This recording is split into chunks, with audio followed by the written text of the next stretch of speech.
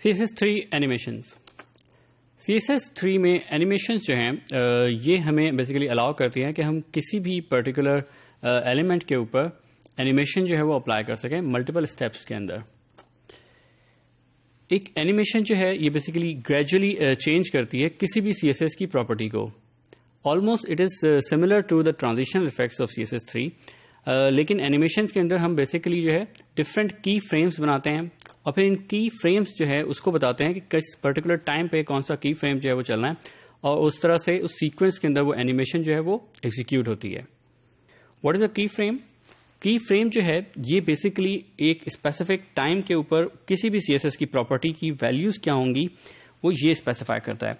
Like in this example यहाँ पे हमने एक की फ्रेम जो है वो मेंशन किया है। हम की फ्रेम को स्टार्ट करते हैं @की फ्रेम्स और उसके बाद एनिमेशन का अपना कोई भी एक नाम रखते हैं जिस नाम को हम आगे चल के एलिमेंट के साथ यूज करेंगे। देन वी विल मेंशन कि कहाँ से स्टार्ट करना है हमें इस पर्टिकुलर टाइम के ऊपर। जो स्टार्टिंग टाइम लाइक यहाँ पे हमने फ्रॉम मेंशन किया है, this is also equal to 0%, यानी कि जिस टाइम पे हम 0 उसकी वैल्यू पे होते हैं, बिल्कुल स्टार्टिंग पॉइंट में हो, उस टाइम के ऊपर यहाँ पे प्रॉपर्टीज जो हैं वो CSS की क्या वैल्यू होंगी उसकी। और इसी तरह 2 दैट रिप्रेजेंट 100% कि जब हम एंड पे पहुंच जाएंगे अपनी एनिमेशन में तो उस टाइम पे हमें CSS की प्रॉपर्टीज की वैल्यूज क्या होंगी। जो एनिमेशंस के इसमें सेंटर की इफेक्ट्स हैं वो जो आपकी CSS3 है का इंजन है वो खुद जनरेट करता है। रिमेंबर कि this does not require any Flash और anything else to generate this animation. ये ब्राउजर जो है वो आपका जितनी भी CSS की प्रॉपर्टीज हैं उसको CSS3 के इंजन के थ्रू उसको एनिमेशन हमें डिस्प्ले करता है। लाइक दिस हमने सबसे पहले तो की फ्रेम्स मेंशन किए, उसके बाद हम चाहते हैं कि ये की फ्रेम्स किस पर्टिकुलर HTML के एलिमेंट पे इम्प्लीमेंट हों। तो what will do, we simply mention the particular name of that key frames कि ये जो हमारे एलिमेंट है div का उसके ऊपर प्रॉपर्टी एनिमेशन नेम की मेंशन करते हैं और वहां पे हम उसको एनिमेशन का वो नाम देते हैं जो हमने की फ्रेम्स का नाम रखा था कि ये पर्टिकुलर एनिमेशन जो है वो इसके साथ बाइंड हो गई है। So this is the simplest way to bind an key frame animation to any element of HTML। और फिर उसके बाद हम उसके साथ जो है एनिमेशन ड्यूरेशन भी उसी तरीके से मेंशन करते हैं जो कि हमें स्पेसिफाई करती है कि जो आपकी कंप्लीट एनिमेशन है वो कितनी टाइम ड्यूरेशन में कंप्लीट होगी। रिमेंबर कि अगर हम एनिमेशन ड्यूरेशन को मेंशन ना करें तो एनिमेशन ड्यूरेशन की डिफॉल्ट वैल्यू 0 जो सेकेंड है वो इम्प्लीमेंट होती है, और 0 सेकेंड मीन्स के जो एनिमेशन है उसको 0 सेकेंड्स में कंप्लीट करना है। दिस मीन्स कि वो सर्टनली जो है वो एकदम से वो उसको 0 सेकेंड्स के अंदर फौरन उस पर्टिकुलर एनिमेशन को इम्प्लीमेंट करेगी and it will not be displayed on a user screen. So it's also always require कि आप हमेशा एनिमेशन ड्यूरेशन जो है वो स्पेसिफिकली मेंशन करें कि आप कितनी ड्यूरेशन के अंदर उस पर्टिकुलर एनिमेशन को कंप्लीट करना चाहते हैं। आइए इसकी एग्जांपल को ब्राउजर में देखते हैं। So we have a HTML here जहां पे हमने एक सिर्फ div का एक एलिमेंट लिया है ताकि हम इसके ऊपर जो है एनिमेशन जो है वो डिफरेंट अप्लाई कर सकें। हम इसके बाद जो है की फ्रेम्स जो हैं हमने वो डिफाइन किए और उसको एक पर्टिकुलर नाम दे दिया कि स्टार्टिंग पॉइंट जो है इसका उसमें बैकग्राउंड कलर रेड होगा और it will take it to blue, कि वो उसको इसकी जो प्रॉपर्टी है जब वो एनिमेशन कंप्लीट होगी तो वो उसको ब्लू कलर पे ले गया होगा। इसी तरह से फिर हमने इसी पर्टिकुलर एनिमेशन 1 को हमने स्पेसिफाई किया कि अपने जो div का हमारा एलिमेंट है उसके ऊपर एनिमेशन के नेम की प्रॉपर्टी में कि उस पर इस पर्टिकुलर की फ्रेम्स को अप्लाई करना है, और हमने उसे बताया कि उसको 5 सेकेंड्स के अंदर जो है इस पर्टिकुलर एनिमेशन को उसने एग्जीक्यूट करना है। अब जब इसको ब्राउजर में देखें, जब ये पेज लोड होगा तो वो उसको रेड से ब्लू पे जो है उसकी ट्रांजिशन ले जाता है, और जैसे ही आपकी 5 सेकेंड्स में एनिमेशन कंप्लीट होती है तो जो आपका ब्राउजर है वो उस पर्टिकुलर एलिमेंट को उसकी डिफॉल्ट वैल्यू के ऊपर वापस ले जाएगा। रिमेंबर कि हमारे पास यहाँ पे इसकी डिफॉल्ट वैल्यू जो थी वो हमने जो दी थी उस पर्टिकुलर की वो रेड थी, तो दिस मीन्स कि वो उसको पर्टिकुलर जो भी उसकी वैल्यू है उस एलिमेंट की जिस भी प्रॉपर्टी की वो वैल्यू हम देंगे, जो उसकी डिफॉल्ट वैल्यू होगी वो उस पर्टिकुलर वैल्यू के ऊपर एनिमेशन को कंप्लीट करने के बाद उसको वहां पर ले जाएगा। रिमेंबर कि आप जो है की फ्रेम्स के अंदर मल्टीपल की फ्रेम्स जो हैं वो मेंशन कर सकते हैं कि मल्टीपल स्टेप्स के ऊपर जो है उसकी वैल्यूज जो है प्रॉपर्टीज की क्या होंगी। आप उसको मेंशन कर सकते हैं using percentage. Like in this example हमने यहाँ पर की फ्रेम जो है वो डिफाइन किया है, जिसमें हमने जितने भी हम स्टेप्स रखना चाहें उसको हमने परसेंटेज के अंदर किया कि जिस टाइम पे 0% यानी कि मीन्स के जब हम स्टार्ट करेंगे इस एनिमेशन को तो बैकग्राउंड कलर जो है वो रेड होगा। एट 25% यानी कि जब उसकी 25% तक तकरीबन वो कंप्लीट हो जाएगी एनिमेशन, तब वो उसका प्रॉपर्टी CSS की क्या होंगी। इसी तरह से फिर हमने मेंशन किया कि 50% पे या फिर 100% पे जब पहुंचते पहुंचते उसकी वैल्यू को क्या होना चाहिए।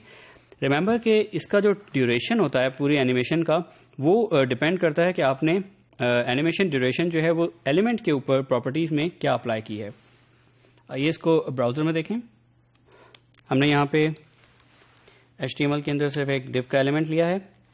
उस पर्टिकुलर div के एलिमेंट को हमने पहले इनिशियली सेंटर किया, हमने उसके हाइट विड्थ दिया, हमने उसकी पोजीशन रिलेटिव की है। क्यों? क्योंकि हम उसकी चाहते हैं उसकी पोजीशन को चेंज करना जिस वक्त हम उसकी एनिमेशन में होंगे। और इसी तरह से हमने उसके बैकग्राउंड कलर इनिशियली रेड किया, फिर हमने उसकी एनिमेशन नेम में उसको मेंशन किया कि हम किस पर्टिकुलर की फ्रेम के सेट को उसके साथ बाइंड करना चाहते हैं। यहाँ पे हमने एनिमेशन 2 जो कि हमने नीचे डिफाइन की है, फिर हमने एनिमेशन ड्यूरेशन उसको दी 8 सेकंड की। इंपॉर्टेंट चीज़ कि हमने एनिमेशन 2 जहाँ पे डिफाइन की है वहाँ हमने उसको डिफरेंट स्टेप्स पे उसके की फ्रेम्स मेंशन किए हैं कि उसके 0% के ऊपर उसकी पर्टिकुलर वैल्यू कलर की क्या होगी, फिर इसी तरह उसकी येलो जो है होगा कलर जिस टाइम पे वो 25% पे होगा, 50% पे ब्लू एंड 100% पे ग्रीन। अलॉन्ग विद दैट हम उसके 0% के ऊपर हम उसकी टॉप की वैल्यू को उसको बिल्कुल टॉप पे रख रहे हैं, और इसी तरह से जब वो 25% तक पहुंचेगी उसकी एनिमेशन तो उसकी विड्थ जो है हम उसको चेंज कर रहे हैं, साथ हम उसकी टॉप पोजीशन को भी चेंज कर रहे हैं। दिस मीन्स कि उसकी विड्थ भी चेंज हो जाएगी, उसकी टॉप पोजीशन भी चेंज हो जाएगी। सो this is the complete animation sequence जो हम यहाँ पे जो है जनरेट कर सकते हैं कि तमाम स्टेप्स जो हैं वो कि किस पर्टिकुलर स्टेप पे जाके कितनी देर के बाद जो है उसकी CSS की वैल्यूज डिफरेंट क्या होंगी। आइए इसको ब्राउजर में देखें। तो when we load our page it start animating कि उसने सबसे पहले स्टार्ट हुआ 25% पे उसने अपनी विड्थ चेंज की और उसके बाद उसने कलर भी चेंज किया और वो कंप्लीट एनिमेशन जो है 8 सेकेंड्स में कंप्लीट होगी। हम अगर इसमें कुछ चेंज करना चाहें we can also do that. For example हम अगर इसकी ड्यूरेशन जो है उसको 8 से हम उसको 10 सेकेंड्स करते हैं, और हम इसी तरह से इसकी हम कहते हैं कि जी जब वो 50% पे पहुंचे तो उसकी विड्थ जो है वो लेट्स से कि 400 पिक्सल पे चली जाए।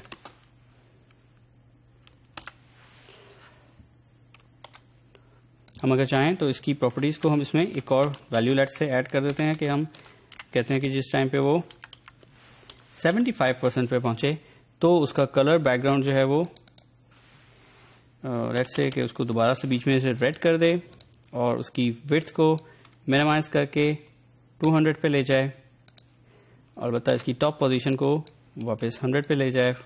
लेट्स से हम इसी तरह से चाहें जिस तरह की भी चाहें एनिमेशन का सीक्वेंस जो है वो खुद से डेवलप कर सकते हैं। Let's have a look at it कि हमने जो चेंजेस किए हैं वो किस तरह इफेक्ट करेंगे इसको।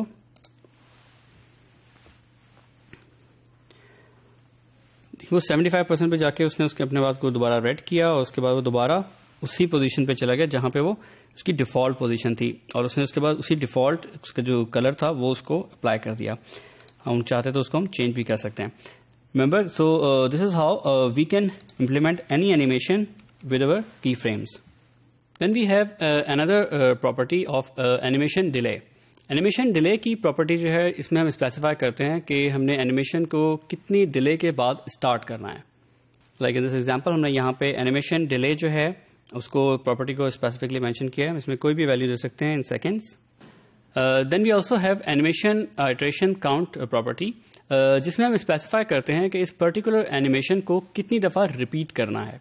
लाइक इन दिस एग्जाम्पल हमने यहाँ पर उसी animation dash iteration dash count को वैल्यू को 5 रखा है। दिस मीन्स के ये पर्टिकुलर एनिमेशन जो है वो रिपीट करेगी इस पर्टिकुलर डिव एलिमेंट के ऊपर 5 टाइम्स। हम इसी तरह से एनिमेशन की डायरेक्शन को भी कंट्रोल कर सकते हैं using the property animation direction. Animation direction की प्रॉपर्टी के अंदर हम वैल्यू देते हैं आइदर रिवर्स लाइक दिस। हमने यहाँ पे एनिमेशन डायरेक्शन में रिवर्स वैल्यू मेंशन की है, और सेकंड वैल्यू अल्टरनेट। अल्टरनेट जो है दिस मीन्स कि आपने जितनी दफ़ा भी आइट्रेशन काउंट पे एनिमेशन चलेगी तो फर्स्ट टाइम वो सीक्वेंस में होगी, नेक्स्ट टाइम जब चलेगी आइट्रेशन में तो वो रिवर्स ऑर्डर में चलेगी, और उससे नेक्स्ट में वो दोबारा से स्ट्रेट और सीक्वेंस उसको जो अपना उसका स्ट्रेट ऑर्डर था उसी ऑर्डर में चलेगी, और उसके बाद दोबारा से वो इसी तरह ऑल्टरनेट करती रहेगी डिपेंडिंग अपॉन कि हमने उसको एनिमेशन आइट्रेशन काउंट की वैल्यू क्या दी है। Then we also have animation timing function. Animation timing function की प्रॉपर्टी जो है, इसमें हम स्पेसिफाई करते हैं स्पीड कर्व को अपनी एनिमेशन के। इसके अंदर बिल्कुल सिमिलरली जिस तरह हम ट्रांजिशंस के अंदर वैल्यूज देते थे, बिल्कुल इसी से सिमिलर इसमें भी हम वैल्यूज देते हैं, लाइक ईज, जो कि उसको एक ईज इफेक्ट हमें देता है, स्लो स्टार्ट, उसके बाद स्पीड एंड उसके बाद स्लो एंडिंग। लीनियर वैल्यू जिसमें कंप्लीट एनिमेशन की स्पीड एक होती है, ईज इन जिसके अंदर स्लो स्टार्ट होता है लेकिन उसके बाद की जितनी एनिमेशन होती है वो लीनियर होती है। इसी तरह हमारे पास वैल्यू है ईज आउट। ईज आउट की वैल्यू जो है वो स्लो एंडिंग की तरफ जाती है after a linear speed of animation. इसी तरह से ease in and out, ease in out जो है वो स्पेसिफाई करते हैं कि स्टार्ट भी स्लो होगा और एंड भी स्लो होगा हमारे पास। और इसी तरह से हम चाहें तो स्पेसिफिकली क्यूबिक बेजियर की वैल्यू के अंदर अपनी मर्जी की वैल्यूज भी डिफाइन कर सकते हैं। लाइक यहाँ पे हमने डिफरेंट एग्जांपल्स में डिफरेंट एनिमेशन टाइमिंग फंक्शन की डिफरेंट वैल्यूज जो हैं वो असाइन की हैं। हम अगर इन तमाम को जो है वो इनकैप्सुलेट करें तो हम सबसे पहले जो है स्पेसिफाई करते हैं एनिमेशन का नाम, बाइंडिंग करते हैं कि कौन से की फ्रेम्स का जो सेट है वो आप इस पर्टिकुलर एलिमेंट के साथ बाइंड कर रहे हैं, उसकी ड्यूरेशन कितनी होगी, उसका टाइमिंग फंक्शन जो है वो क्या होगा, उसका स्पीड कर्व जो मेंशन करेगा, इस तरह से उसमें हमें कोई डिले देना है कि नहीं, हमें उसको कितनी दफ़ा आइटरेट करना है, और इसी तरह से हमें उसकी डायरेक्शन क्या रखनी है। अगर हम इन तमाम प्रॉपर्टीज़ को देखें तो हम इन तमाम प्रॉपर्टीज़ को CSS की शॉर्ट हैंड में भी लिख सकते हैं, लाइक दिस, कि हम सिंपल एनिमेशन की प्रॉपर्टी यूज़ करें और उसके बाद इसकी जितनी भी वैल्यूज़ हैं उसको स्पेस के साथ उसको सेपरेट करते हुए तमाम वैल्यूज़ को इसी सीक्वेंस में मेंशन कर दें।